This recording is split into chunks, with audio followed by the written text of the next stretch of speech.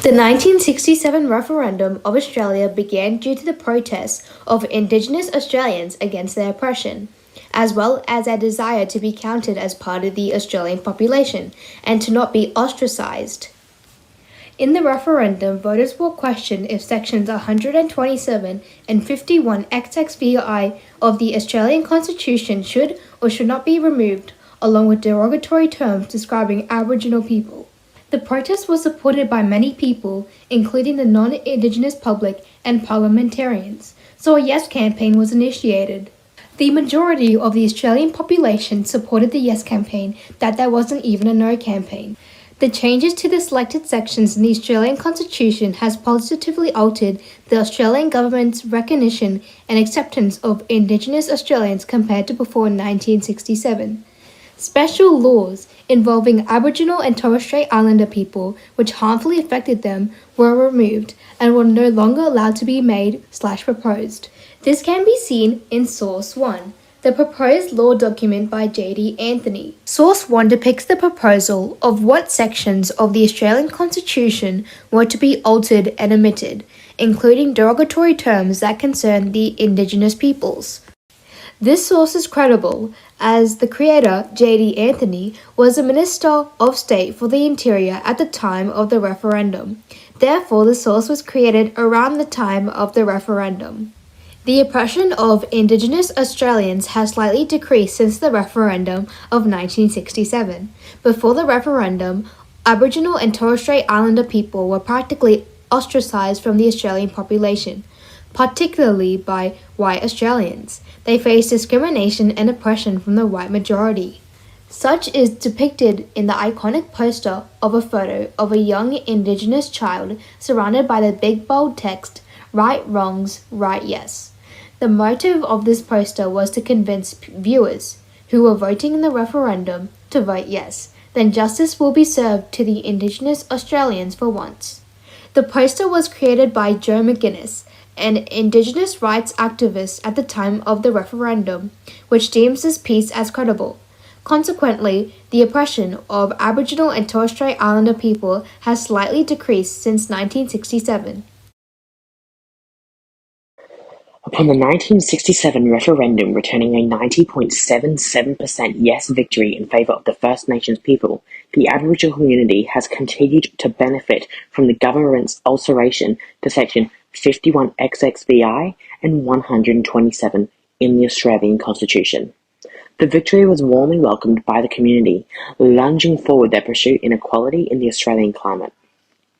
Playing on the emotions of a guilt-ridden population who were on a journey for forgiveness.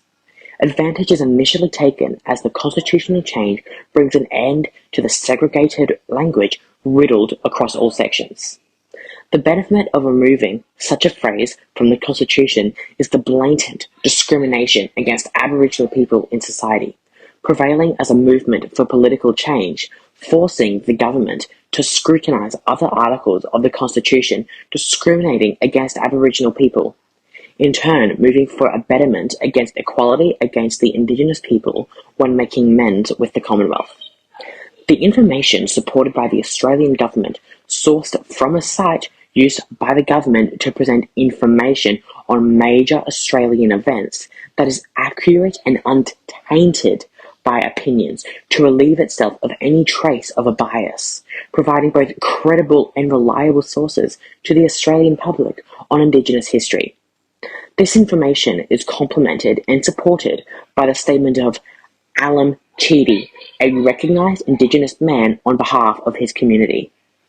Source 4 comes on the anniversary of the 1967 referendum.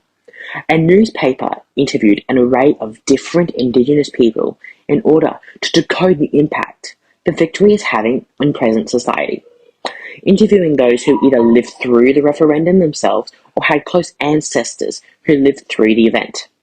Featured in The Guardian midway through 2007 as a memento for the referendum's anniversary, producing trusted articles since 1821, priding itself on its low-bias political resources and articles.